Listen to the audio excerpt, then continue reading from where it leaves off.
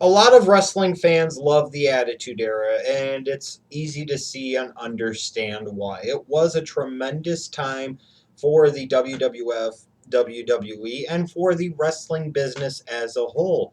Not only was it just the Attitude Era, but you had the Monday Night Wars. You had WCW.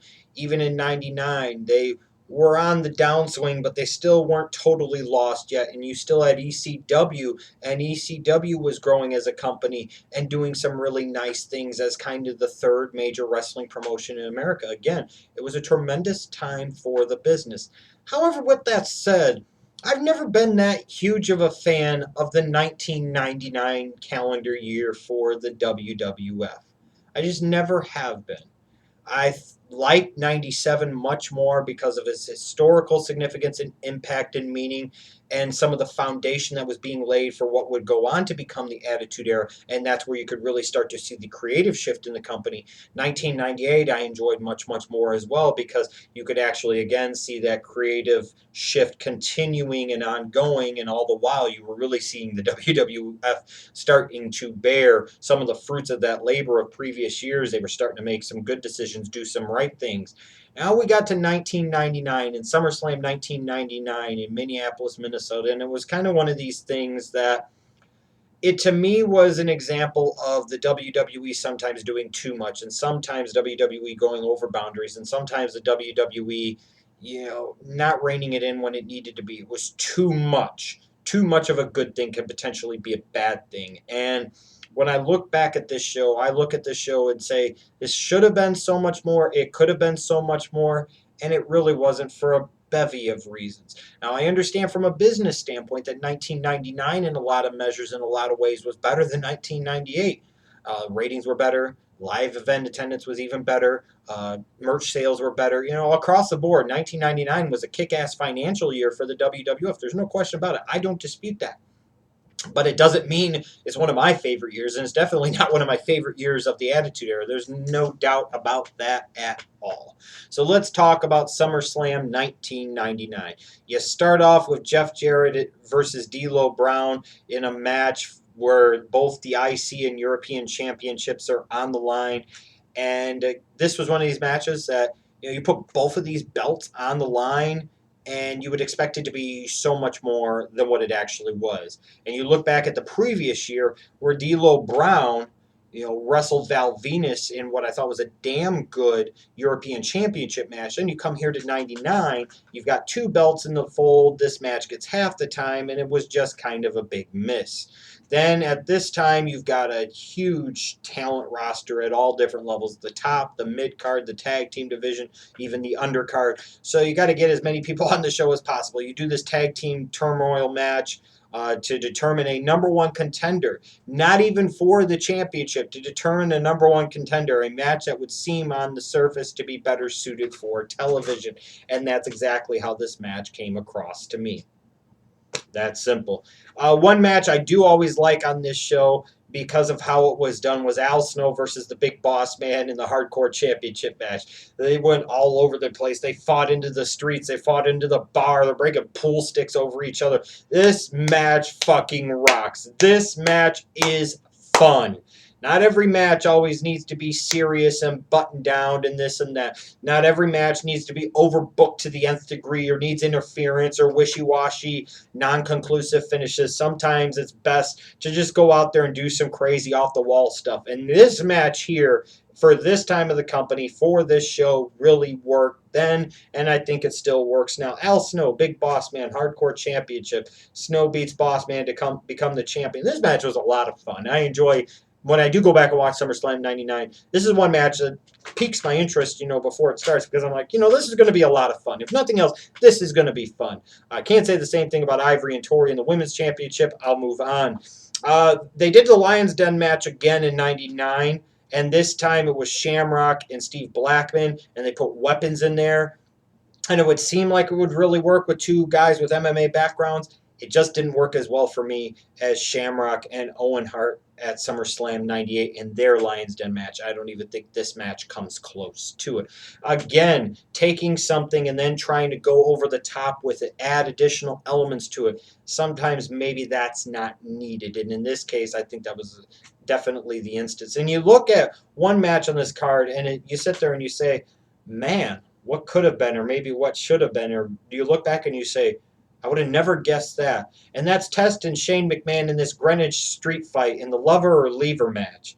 This was a good match. This was a lot of fun, you know. And you go back and you watch the company at this time, and when you were watching the company back 15 years ago during this time, you look at Test and you say, man, they're big on this guy. They see superstar in this guy.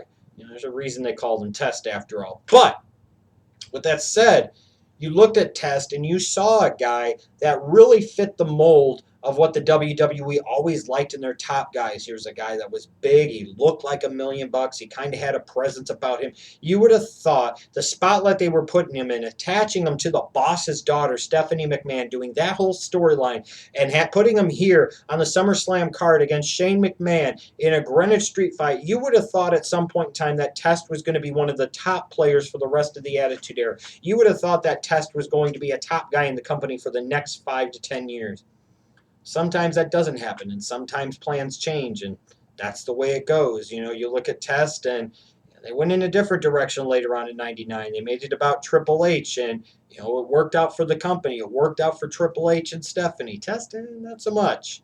You know, it's kind of a shame. But they had the rocket ship on this guy. They were very big on this guy, and then I've never fully understood why they went away from Test and why they got away from Test and why they kind of de-pushed and de-emphasized Test to the level that they did. It didn't seem all that wise to me. You're bothering to align him with the boss's daughter, Stephanie. You're putting him in a match with Shane McMahon, a guy that people know can freaking go in the ring and put on entertaining matches. You're spotlighting him here right in the middle of the card at one of your biggest shows, your biggest show of the summer in SummerSlam, and then you de-emphasize him soon after. I never got that. Then you got a tag match for the belts. The Unholy Alliance beat X-Pac and Kane. A solid tag team match. A solid tag team match. I don't know if I ever really dug The Undertaker and Big Show as a tag team, but I get kind of the appeal of it, I guess. There you go. Then you get to The Rock beating Mr. Ass in a Kiss My Ass match, and wow. This is what they were deciding to do with Rock in the middle of 1999. They had him feuding with badass Billy Gunn, Mr. Ass. Just think about that for a second. But it also shows you at one point in time how big they were on Mr. Ass. I mean, here's a guy, King of the Ring winner, I believe. They were sitting there feuding him with the freaking Rock, heading into the summer, heading into their biggest show of the summer. And then this match kind of happened, and yeah, that's pretty much it. And that's kind of, like I said, the feeling that I get going back and watching a lot of this show is that, yeah, that was it. You know, it was just like too much, and it was too off the wall and too many stipulations. I mean, you look at this card, and I haven't even gotten to the main event yet. You've got an opening match with 2 titles on the line. Then you've got a tag team turmoil match, hardcore match, Lion's Den weapons match, Greenwich street fight. You've got your standard, I guess, tag team championship match, then a Kiss My Ass match. Just think about that for a second. Just think about that. All of these different stipulations and gimmicks, it was too much of a good thing. It was too over the top, and I think it really hurt the show. And then we get to the main event, which has always been a bit of consternation, point of consternation to me, and always been a big question mark to me why it happened this way. You've got Jesse the Body Ventura, the governor of Minnesota, and he's the special guest referee. You know, this match had a lot going for it on the surface. You've got Stone Cold walking into SummerSlam the champion. Here's freaking Mankind. Here's Triple H. You know, Mankind and Austin have done off and on business. You know that Triple H has ascended very nicely. You know, he really set himself up well, and that this is a guy here that's ready to take that spotlight. Him and Mankind have had some really good history over the years. You were going into this and you were thinking that this was going to be Triple H's time, and that this is going to be when Triple H gets his moment and Triple H is going to win the title. You were expecting this to be a really damn good match with the right guy winning in the right way, and that would be either with Triple H pinning Mankind, hence why you would have Mankind in the match, or you have him pin Austin and you really set off an Austin Triple H feud. But for whatever reasons, namely Austin, they didn't go in that direction. Apparently, this was set up reportedly for, and I think Austin's even kind of confirmed this over the years, is that this match was originally set up for Triple H to win. And a lot of the things, again, pointing to this match, leading into this match, would have suggested that that was the right thing to do for business. But for some reason, Stone Cold kind of made a power play and said, you know what, if you want to put the belt on Triple H, that's fine, but I'm not doing it, and I'm not doing it at SummerSlam 99. You can kick rocks. I'll drop it to Mankind, and then he can drop the belt to Triple H. And I've always felt like this is one of these shows where you felt kind of gypped and you felt kind of cheated. Because here you would have actually ordered SummerSlam 99 like I did back 15 years ago, and I was expecting and anticipating Triple H to win the title. That's not to say necessarily that I was a big Triple H fan at the time. I was not. But what that means is that's what I was expecting. That's what I was anticipating. That's what I thought I was kind of paying my money to see. I was hoping to see another guy be cemented as a big star in the company. And instead this match happens, and I'm just left incredibly disappointed. Like, what the fuck was that?